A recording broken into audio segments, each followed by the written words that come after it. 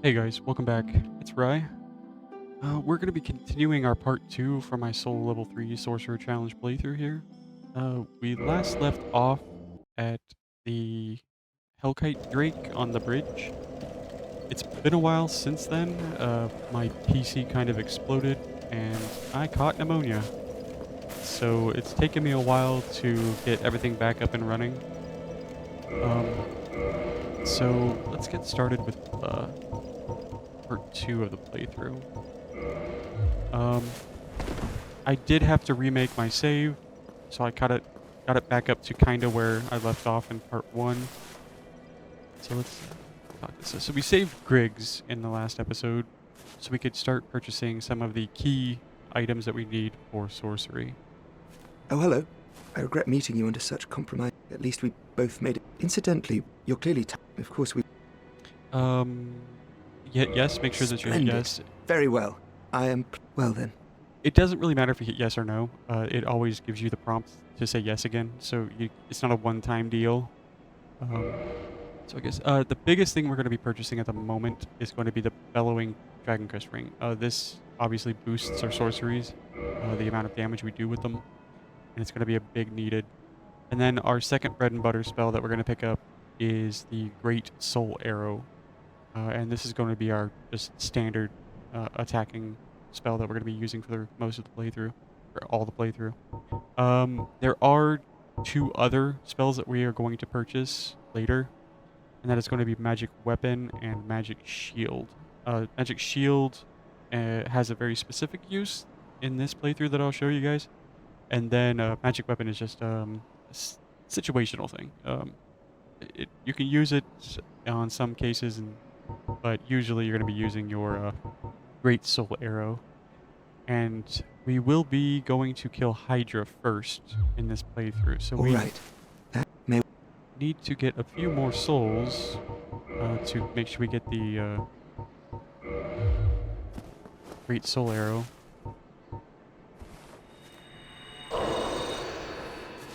Oh, well, my...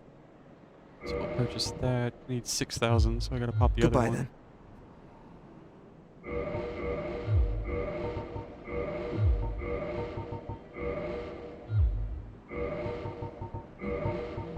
I am a little rusty, guys. Sorry, it's been quite a while, but we'll get it. Alright, there we go. Oh, hello. Well, my... Purchasing item. Okay, Great Soul Arrow. We'll purchase that. We will be saving Big Hat Logan later in the playthrough when we go to Sin's Fortress, and he will offer us the ability... That'll do it. Offer us to buy a second. So we will have 40 casts of Great Soul Arrow, which is amazing. Okay, so we will attune our spells. We'll get rid of Heavy Soul Arrow, get rid of the Great. We'll go through our inventory here real quick, clean it out. I'm very OCD when it comes to my inventory. And as you can see, I do have the Sunlight Straight Sword on this remake after my lost my last save file. I did kill Sunbro, just because I wanted the humanity off of him. So I have all of his stuff. The one thing though is I did read on Steam they may actually be bringing back online play for Dark Souls 1 or OG. So it'll be cool to actually start, if they do bring back the PvP servers for Dark Souls 1 to get invaded and stuff like that. So I've been reading on some of the forums and things that people have, they always come back with the questions like, what are these, when they're talking about like vagrants invading their world or whatever. They're like, what is this? It's a crab thing. Vagrants are super rare creatures, and I think all the time that I've been playing this game, I've only seen 2 ever. And so they're really, really rare, but apparently some of the Dark Souls remastered people have been seeing them more often. Okay, so we're gonna go kill Hydra. So the best way to do that is, well, we can can go this way or that way. It doesn't really matter. You can go through over by Andre, or you can go down this way. Either way, I think, is all about the same. But the cool thing about this way is that we'll be able to kill a Black Knight. I do have a video on my YouTube channel, actually, on how to farm the Black Knight Halberd. Now, it's not the most, how do I say, optimal pathing. It's straight there. I do a little bit of running around, picking up some hidden treasures and things like that. But, this is basically the run you would do on a brand new character. You would come down with the master key when you start your character, come down to Firelink, come down here, across the bridge. You'll pick up the soul in this guy's hand like we did in the part 1. We won't be killing the Black Knight with magic. We'll be killing him with gravity.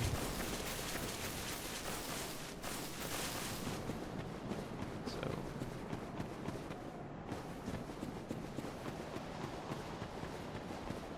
now we're going to be doing a little bit of running around, obviously, after we kill the Hydra.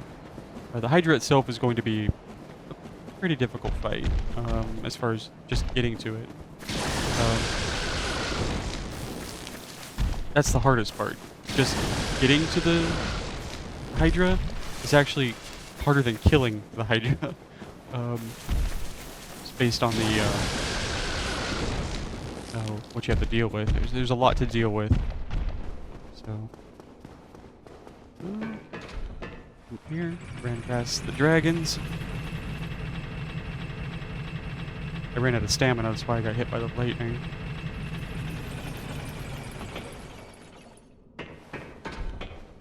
Okay.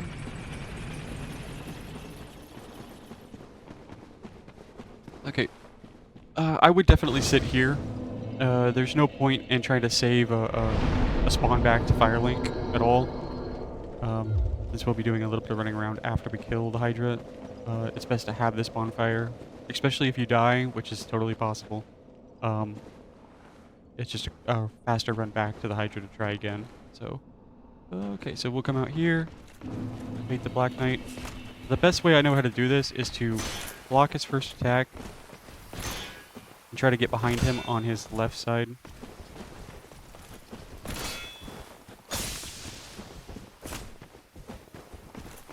And then backstab him off the cliff. Now there are people out there that do way better than me. But there you go. That's how you get the Black Knight Halberd.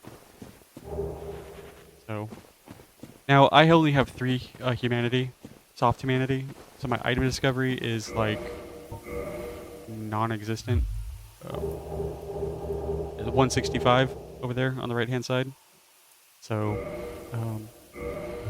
really not a... It's just faster to come through, pick up the humanity you can get off of Firelink Shrine, off that dead body on the well, pop them on the elevator when you come over here, and then just kill them, see if you get it, and then delete your character and restart. So it's just the faster way to do it.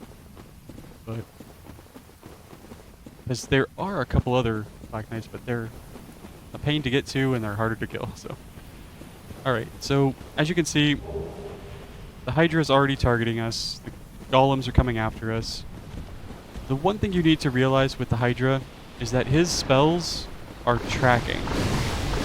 They're not projectiles that just go straight after they're shot. They track your character. So the best way you want to do this is kind of like to bait them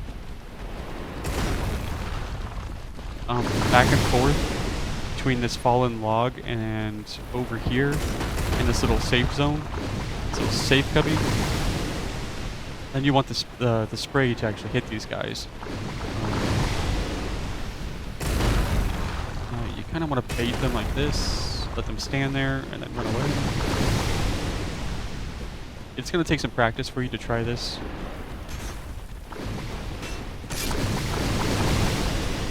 There, we got a couple of them hit. One's dead already.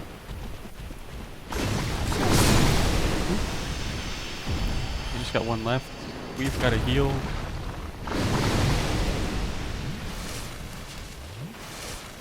Ooh, that was close. So, one left.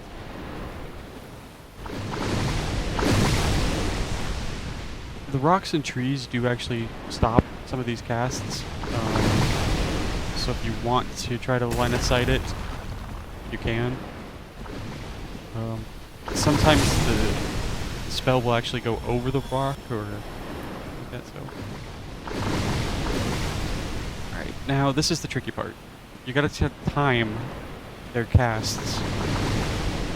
I like to do the zigzag strategy. Just run out, you hear them cast, run past, and then run back and forth. But sometimes it doesn't work.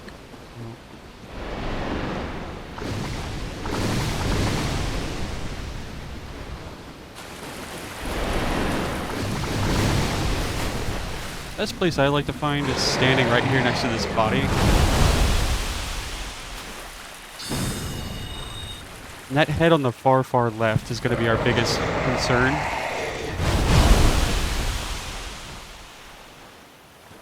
It'll dead angle you a lot.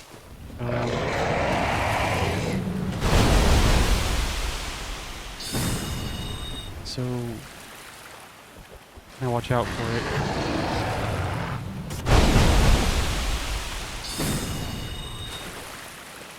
Make sure you have full health and full stamina. Just block. Wait for the heads to come through. Fire off a cast, and then just rinse and repeat.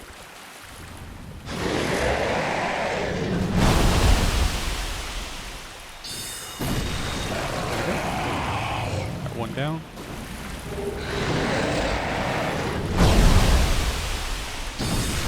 Two down. Whoops.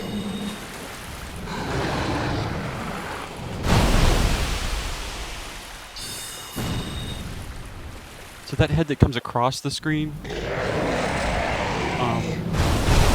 is like the trickiest one to get for a lot of people.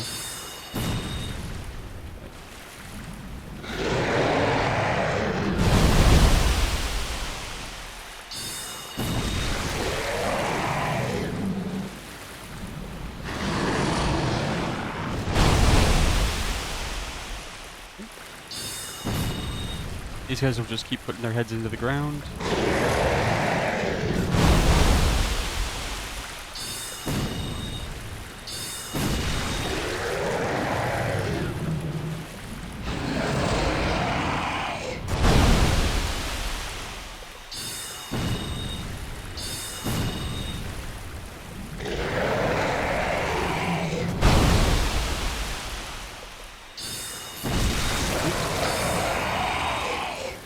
Watch your double casts. Usually it's one cast and then let it go. I was just getting too greedy there.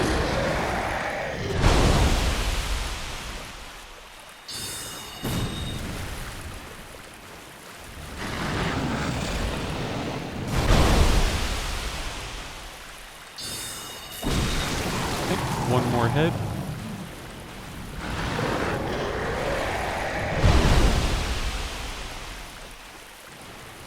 This one's kind of tricky. He likes to put it into the wall. So I try to like to pull it out over here, walk out. Oops, okay. Oops, missed. Forgot that I ran out of spells.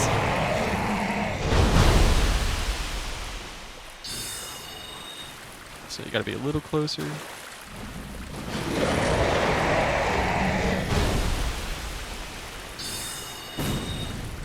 So just wait.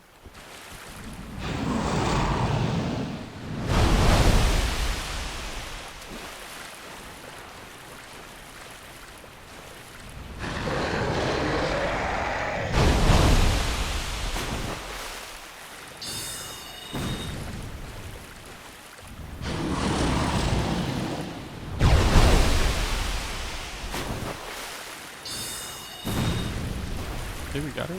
Should be one more hit.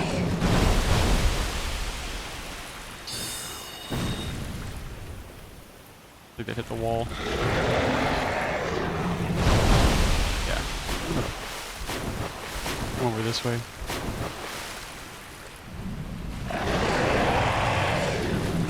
Here we go. That's a much better way. Yeah, just...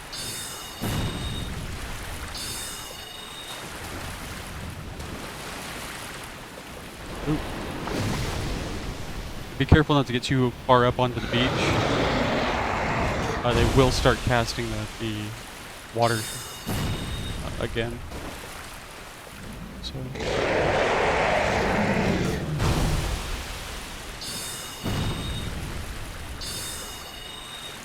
Come on.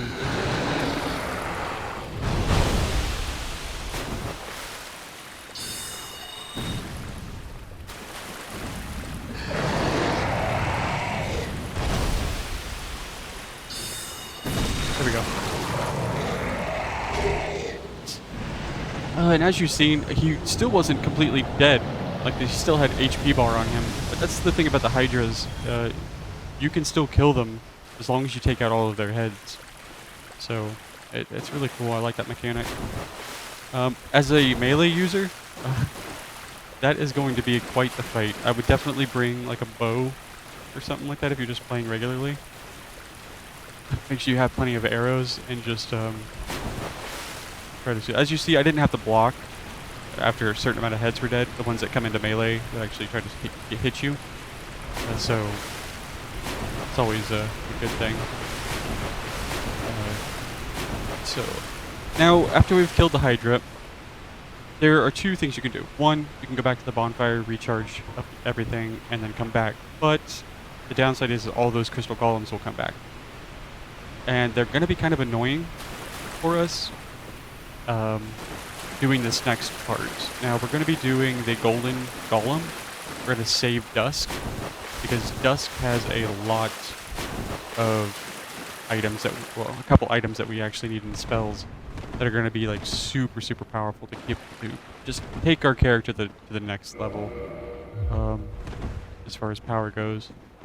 The way that I know to get around here is just to hug the wall so your character runs fast, and then so you don't have to run in the water the entire time. Then you want to save and quit, and then reload your save file, and then you have to be ready to fight immediately, because he will be right here. Now this guy is just like the other golems. They are super magic resistant. So we are kind of at the disadvantage of this guy. But he is beatable. It's just going to take some time. Now, I want to point out that your main worries for this boss is going to be his jump and his just his melee attacks in general. But he likes to jump a lot when you run too far away. He likes to jump on you when you are healing. So just make sure you do like basically what I'm doing here. Avoid an attack, cast, avoid an attack. Now he just meleeed me after I rolled, so he can do this really quick attack afterwards. You're just gonna have to play it really careful.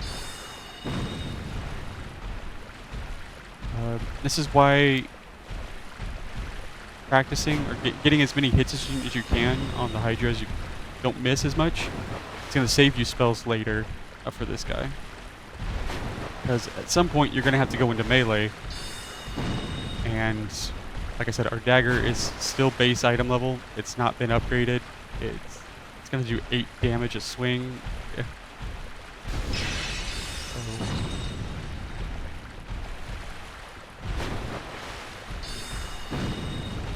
So jump.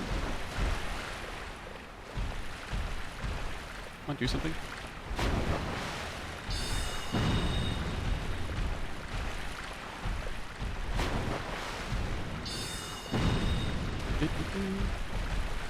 Now, I have tried this and done it and beat him in RTSR mode. But the thing is that even with Great Soul Era, I was still only doing like 25 damage or something to him, even with RTSR and Great Soul Era. So it really wasn't much of an increase, to be honest. And to risk being one shot on this guy, he can literally take you down to 20% HP in one hit. So you're dead if you're in RTSR mode, like most time, or most. But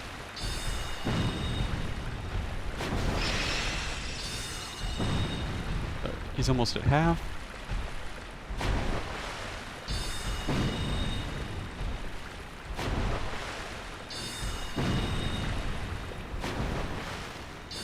Basically one attack, just one and one him the entire time. Try not to get yourself blocked into a corner over here. It's very easy to do. And he does have this this triple attack that he likes to do too, especially when you get hit once. He'll like to come in with like 2 other attacks. So really gotta be playing on your toes with this guy.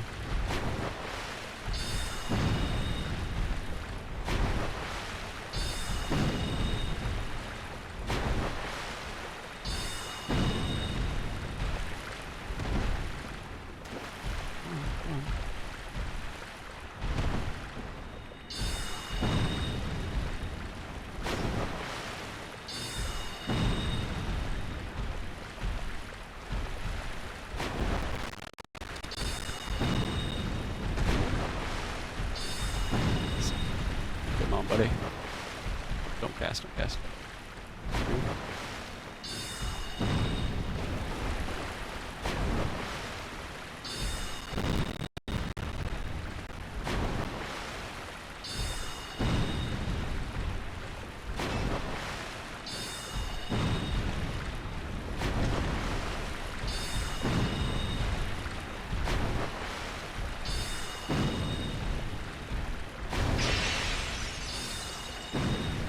Staggered him. Cool.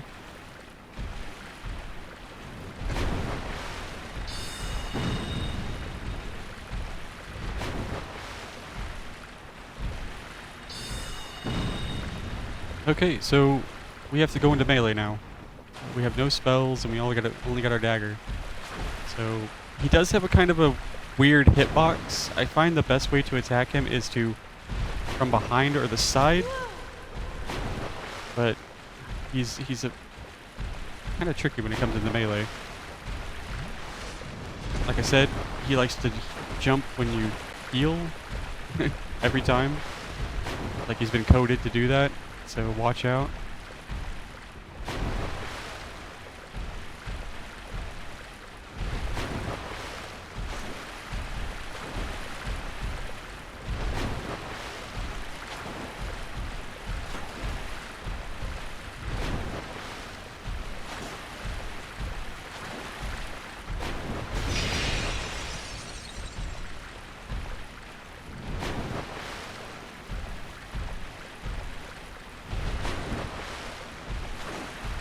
That long swing he just did can be followed up by a double, so you have to watch out for that. Make sure you're ready to double roll.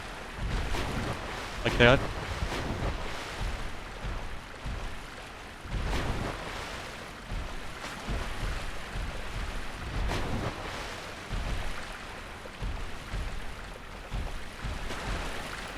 That uppercut will one-shot you, so watch out.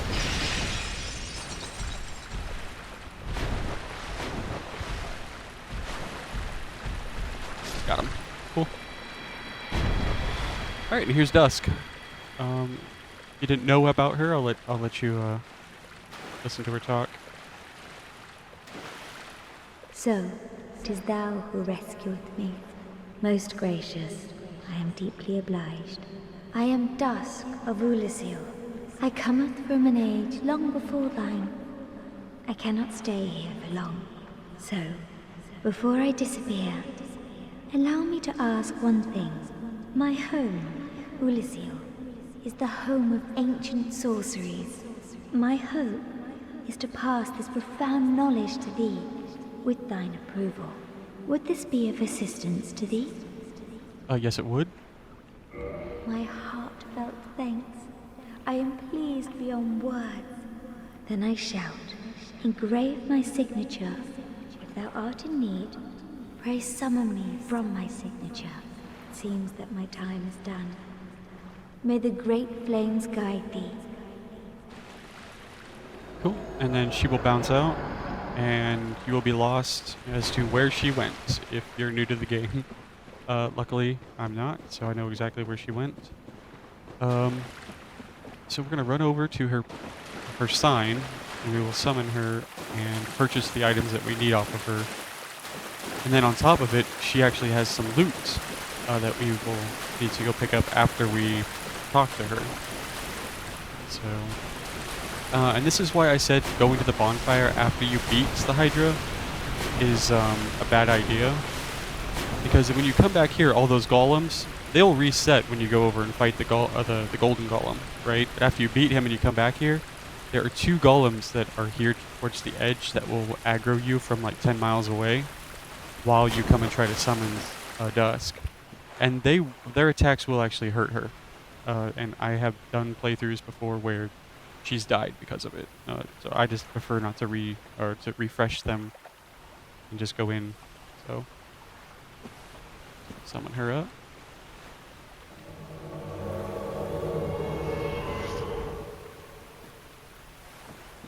I am Dusk of Ulisil. It is an honor to see thee again. I shall follow thy wishes. Okay, and make sure you definitely learn proper bow gesture. Always want that. Now, the main things we're going to be buying here. We're going to be buying an Ulisil Ivory Catalyst. The reason we're buying this is because it actually increases our damage by quite a bit. This catalyst scales better with low intellect than our sorcery catalyst does. It's just so good. Our bread and butter spell too that we're going to be using a lot in this playthrough is going to be Hidden Body. It's just super good. Now you could purchase all of these, the Hidden Weapon, the Chameleon, and Cast Light, but to be honest, in this playthrough we will not need them. If you're continuing to use this character or you're building your own caster for later, especially for like a new game plus build, it's definitely a good idea to stockpile a lot of casting spells, so you can have like a bunch of them on your inventory. But we're just gonna buy the Ulisil Catalyst like I just did, and then we bought a Hidden Body, so that's all we need Dusk for. If thou art in need, I only wish to be of some genuine. May the flames come. Now she has a whole entire story to her as to why she's here, why she was trapped in that golem and stuff like that. It's all spoilers, so I won't really explain her story, but you can talk with her on your own playthrough. It's related to the DLC, so definitely. It's one of the cooler storylines, I think, that are hidden in the game. And so we're going to go back, and you're probably asking why. Why am I going back to the place we just went to? Well, there's going to be a pile of loot over here, and it's basically going to be Dusk's outfit that she has. But the biggest thing that she has is the Dusk Crown. The Dusk Crown actually increases our sorcery damage. Just like the Bellowing Dragon Crest Ring. So we're doubling up on damage, for sorcery damage, with a helm and a ring. And then we just got our boosted Ulisil Catalyst as well, so that'll be pretty cool. So we're going to equip that stuff here. So let's get the Ulisil Catalyst. The cool thing about the Catalyst, the Ulisil one, is that it's also 1.5 weight less than our Sorcerer's Catalyst, which allows us to actually start adding different pieces of gear onto our character. Now you saw that at the beginning of the Hydra fight that I picked up the Knight set. Well, the Knight set has 6 poisonlet gloves, so we can actually use those along with our hollow leggings and still be at a fast roll, even with the Dusk Crown on.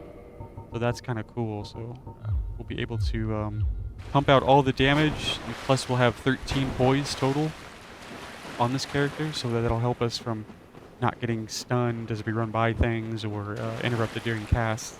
So some more defenses all across the board there. Now we will go and we are going to sneak past. Actually, we're going to go to the bonfire real quick. I only have 7, so we're going to run back. I'm not going to use a homeward bone yet. I think I'll save it for when we get to Sif's room. Now, we're not killing Sif. Oh, we are going to be picking up the Hornet Ring that is in Sif's boss room, because we're not in RTSR 100% of the time when we're fighting stuff. And sometimes it is just necessary to kill trash. Now, with parry and riposting or backstabs with our dagger, the Hornet Ring really shines when you have that ring on. So it's just trying to make the most of what we have on this character with, with what we can actually use. So since I'm being very limited on, what I can do with my character, that having that ring is going to be a big help. So back down here. Plus, I can actually show you guys how hidden body works. It's not going to make you completely invisible to everything, but it will, for the most part, make you pretty much unseeable for a good long while before things come and attack you. So we're going to clean out our bags again. Like I said, very, very OCD when it comes to this. Put night set of gear away. Put the triggered gloves away. Put the dress away. Cool cosplay outfit. Not really good for us.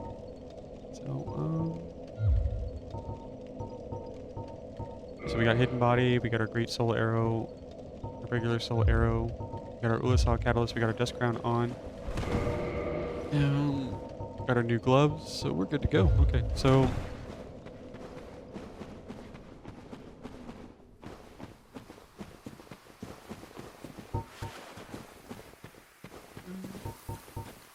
alright.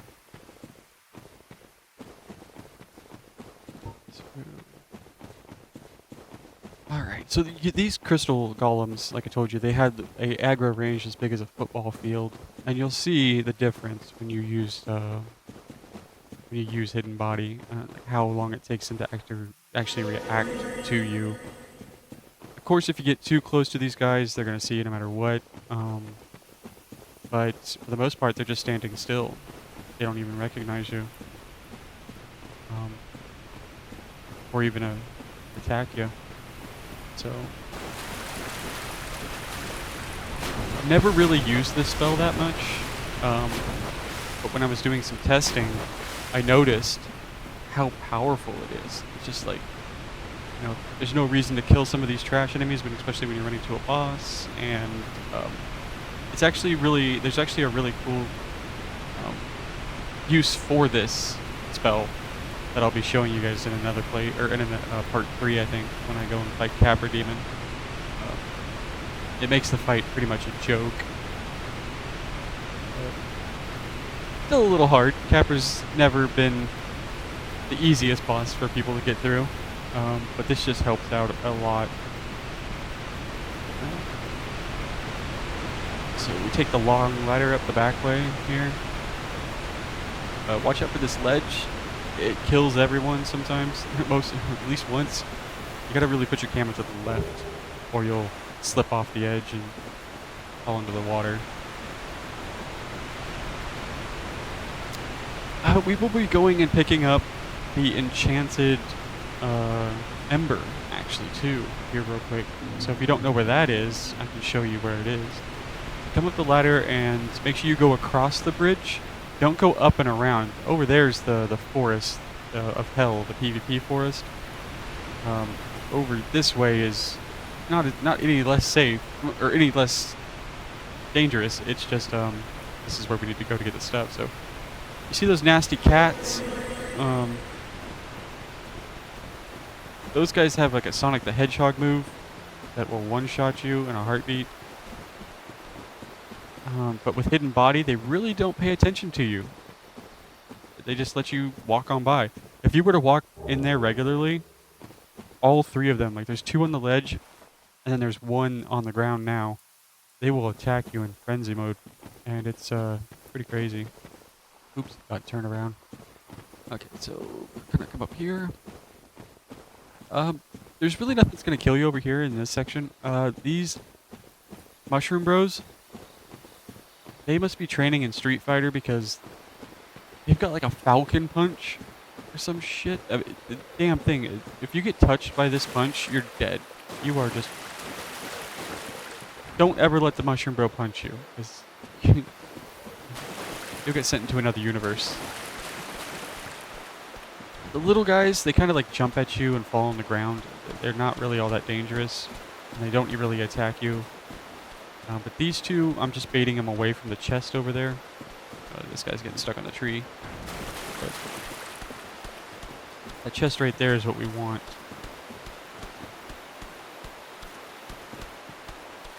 Luckily, these guys are slow, so you don't have to really take them too far away. Right, there's the enchanted ember. Oh, shit! Like I said,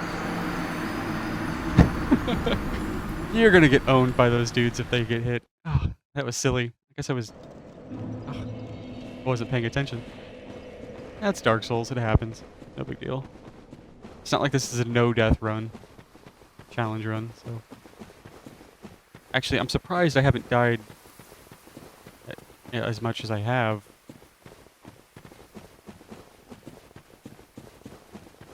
Getting to the Hydra the first time was interesting, and that was... When I was trying to do it with RTSR, yes, I tried to fight the Hydra in RTSR mode, and with the dead angles that happened from some of the heads and whatnot, it was just impossible for me to do it in RTSR mode. And to be honest, there really wasn't a point in doing it in RTSR, because he dies even if he has 20% HP left. As long as you kill all the heads, he still dies. So it's not like I needed to hit a damage break on him or something like that. So, but well, at least you know what the Falcon Punch looks like from the Mushroom Bros. So.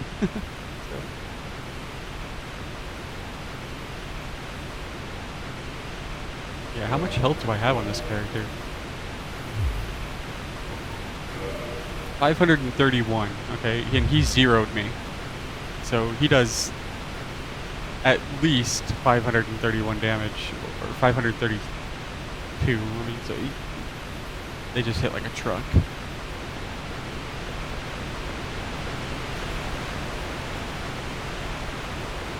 But not that big of a deal. Just run back, pick up our bloodstain, and then we'll go into Sif's room, and then we'll homeward bound out.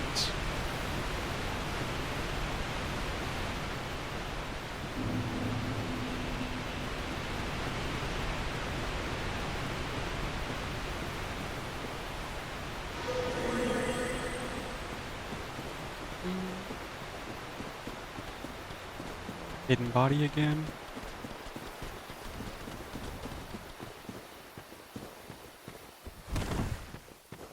Yeah, they just don't care.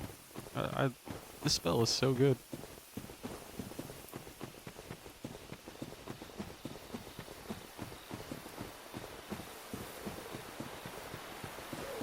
Well, at least we picked up the ember.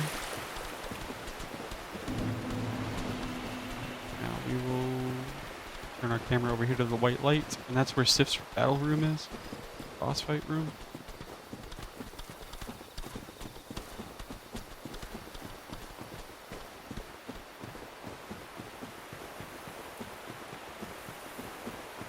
Now, I have not spent the 20,000 souls to buy the Crest of Artorias from Andre. The back ladder is just a free way for you to get back in here to the forest. So it saves you that 20,000 souls. Like I told you when this playthrough first started, souls are sorcery is very expensive when it comes to souls, purchasing spells and that kind of stuff. So dropping 20k souls on a key to a door was just not viable, so using this back door was just a better idea. Now I'm taking a very large berth from the tombstone, because you will spawn Sif if you get too close to it from the front, so you want to come from around and from behind to pick it up. So that's what I did. And then we'll homeward bound back to the bonfire.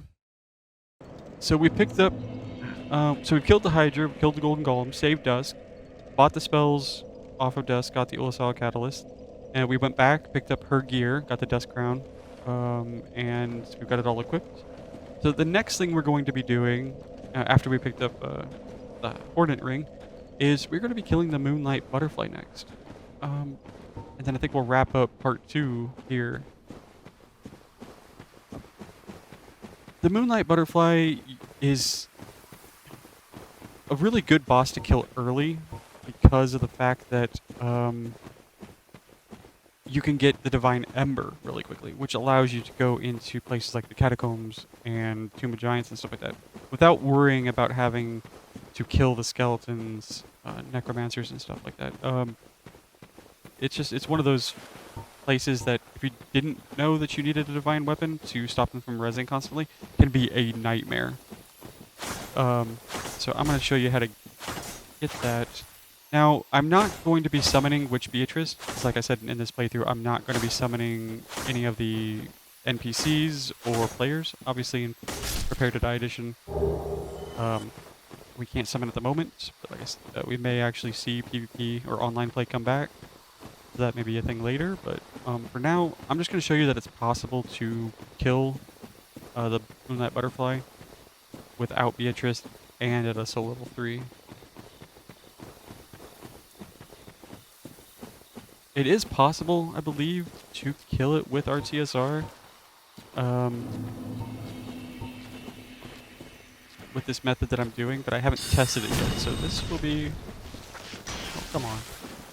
1 HP left? It's ridiculous.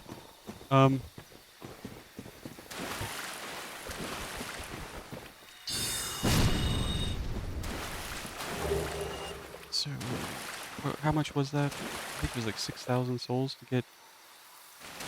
I've got a large grave. Okay, yeah. So, instead of going to the secret bonfire, we're going to go over back to Firelink real quick.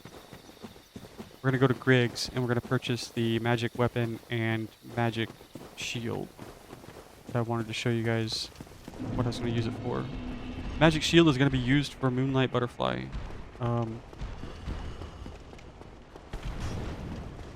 She has 3 casts, but one's a giant laser beam. The other one is a ball of magic that basically slow travels, and then the other one is a spammable AoE dart spell that she does. And the dart one, you can't block it with a regular shield. You either need to find a very heavily magic defense shield or something like that. But now that we're playing sorcery, we can enchant our shield with magic defense, and it doesn't do as much damage to us. So I'm going to go buy that. It's a very niche spell to use for this boss. It's not something that you're going to be swapping out magic shield for another spell for constantly. It's just, I found that it worked really well for this boss. And hidden body at this point for this boss is kind of useless. Like I said, all bosses can see through hidden body or ring of fog, so we can actually free up a spell slot for something useful. Now, we do not have the lingering Dragon Crest ring, which increases the duration of our spells,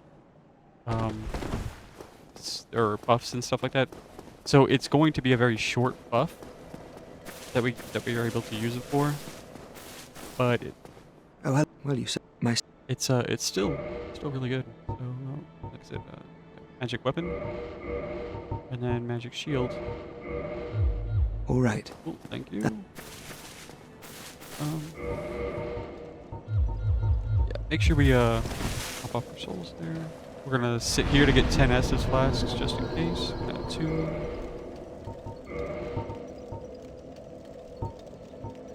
Magic shield from hidden body.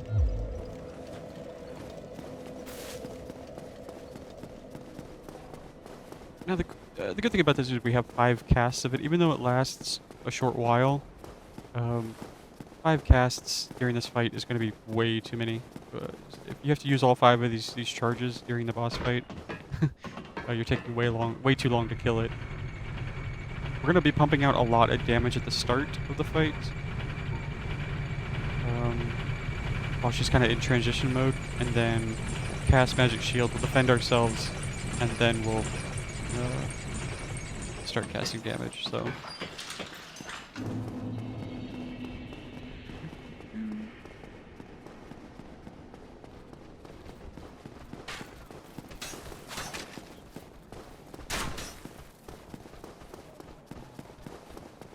There is a lot of running around in this episode, but this is going to be, I believe, for the most part, one of the last like resource, material, and gear pickups that we're gonna have to do for almost the rest of the playthrough. We've pretty much picked up everything we needed. We've got our Ulasal Catalyst, we got our Dusk Crown, we've got our Bellowing Dragon Crest Ring, we got our TSR. So it's just like, there's really nothing else we need. I mean, well, I guess nothing else we can get that's going to increase our sorcery damage. So I was testing, actually, playing around with trying to incorporate a Saving Laurentius for a Pyro Glove to get Power Within. Now, Power Within does increase your sorceries. It does increase your damage. But the downside is Power Within takes up a spell slot. So you would lose your Hidden Body or your third slot for the thing. And then on top of it, using Power Within in conjunction with RTSR sometimes would just be a death sentence. If you weren't using RTSR and you just had Power Within, I could see it panning out a lot better. But Power Within, the health drain on it, now you want to make sure if you do this idea, let me point this out, do not upgrade your Pyro Flame. A upgraded Pyro Flame to +5 actually increases the damage Power Within does to you, but does not increase the power or the damage that you do to other things. So it's kind of pointless to upgrade your Pyro Flame just to use it for Power Within. But if you're a little bit hesitant on using, let's say, RTSR, if you do not trust yourself on floating at 20% HP during a boss fight, you could alternatively use a Pyro Flame with Power Within. Getting Power Within, I believe I could show that later when I'm in Blighttown. It shouldn't take me very long to actually show it, or I may make a video by itself for that. Alright, so we got our Magic Shield, we've got our Great Soul Arrow, we're just gonna go and try to do this. So if you're gonna summon Witch Beatrice in this area, you have to be human. So you have to use a humanity, turn yourself human, and then come down here. You will not see the summon sign underneath the bridge or the stairway if you're a hollow. So that's just another thing you got to watch out for. Now this area has these giant stone golems, or stone guardians. The best way I find is just to stay far to the left. This guy will be the only one that aggroes, but he can be ran by, and he doesn't really do anything after that. So we're gonna get Magic Shield ready, and then we will walk through here. Now you don't want to cast it right away because, like I said, Magic Shield is a very short duration, so you want to wait a little bit.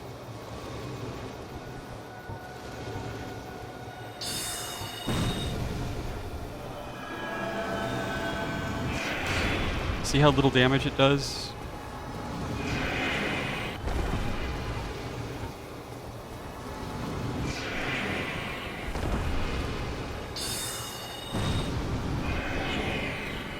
Ooh.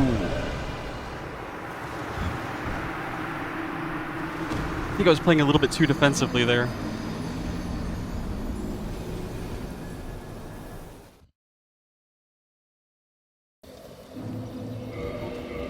Leveling and RTSR. Okay, so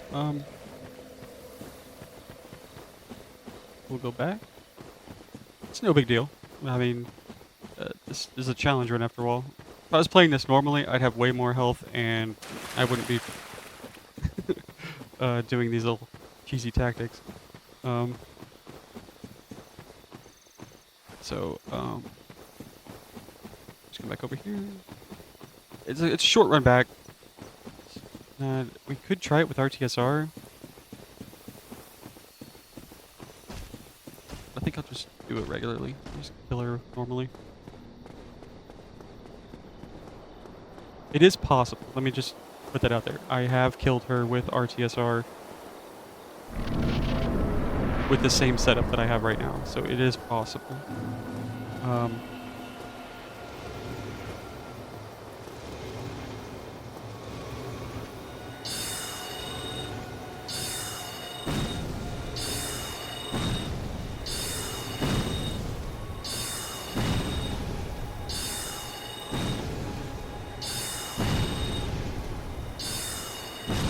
Yeah, see, you didn't even need Magic Shield on that fight. It's very RNG based, I think.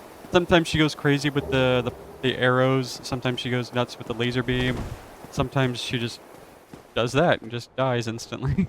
So, oh, okay. Well, that was pretty easy. It's actually not even a challenge, to be honest. Though not like she really is. Moonlight Butterfly's not really a endbreaker boss, so. Alright, well, then come up here to the top, and you'll be able to pick up the Watchtower basement key and the Divine Ember, which allows you to upgrade your weapon to Divine so you can kill undead skeletons and stuff like that, and make sure they just don't come back. Very needed. This is something that we were going to get later anyways, because we have to have a Divine weapon for Nito when we go down there and kill him. So, we will just use a Homeward Bone. And I believe that's what we're going to cut off on part 2. The next part, well, I'll try to have out here pretty soon. So, until then, thanks for watching.